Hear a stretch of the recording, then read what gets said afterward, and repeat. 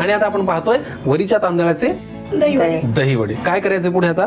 हे तांदळाचं पीठ घ्यायचं आणि याच्यामध्ये बटाटा मिक्स करायचा. बर, मी तुम्हाला मदत करतो. सगळं लागेल? हो.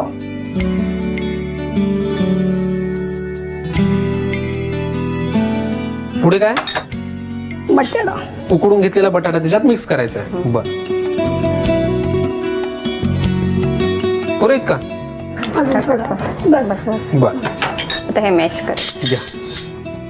तुम्हाला हाताने सोपं पडत असेल तर हाताने करा, नो प्रॉब्लेम. नाही हाताने करते कारण की काय ते प्रॉपर मिक्स व्हायला हवं, कुस्करला गेलं पाहिजे. आता काय? मीठ थोडं. मीठ घालायचं. बर, थोडं.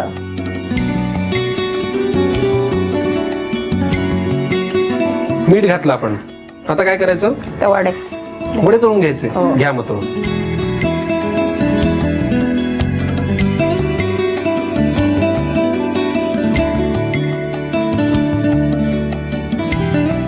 वडे तळून घेतल्यानंतर आपल्याला पुढे काय करायचंय?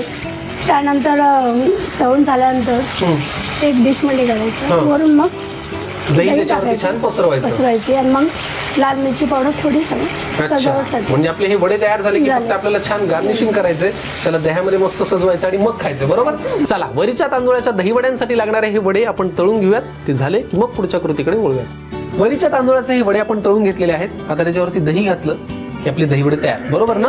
हो. बरं, कसं करायचं हे? आजी तुम्ही फारच कमी बोललात गड्या आमच्याशी. एरवी बोलत नाहीत का आजी घरात? नाही बोलता. मग माझ्याशी का बोलत नाहीयेत? अच्छा, वा वा. भरपूर प्रमाणात आपण त्याच्यावरती दही घालतोय. बस, दही आपण त्याच्यावरती घातलं. गोड दही ना ऍक्च्युली. बरं, आता काय? मिरची पावडर. बर, आपल्याला हवं असेल तर आपण त्याच्यावरती शेव, डाळिंबाचे दाणे, थोडीशी कोथिंबीर असं सगळं घालू शकतो आपल्या आवडीप्रमाणे. पण त्यात जर काही टाकलं ना तर ते उपवासाला पण चालू शकतात ना हे असे. बरोबर ना?